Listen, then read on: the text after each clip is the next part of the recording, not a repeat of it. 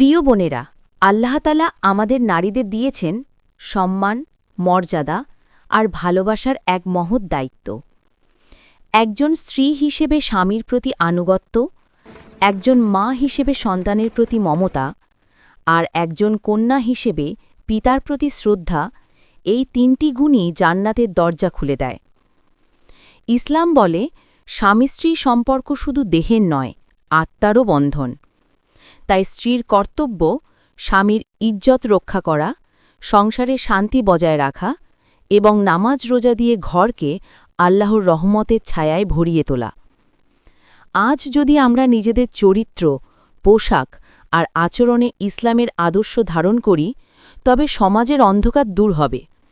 মনে রাখবেন বোনেরা, এক নারী যদি ধর্মে দৃঢ় হয়, পুরো একটি প্রজন্ম সঠিক পথে চলতে শেখে।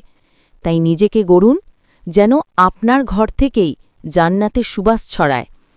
সর্বশেষে এলএম বাংলা থেকে ধন্যবাদ জানাচ্ছি, আর এই ধরনের ভিডিও পেতে চ্যানেলটি ফলো করে পাশে থাকবেন বলে অনুরোধ জানাচ্ছি।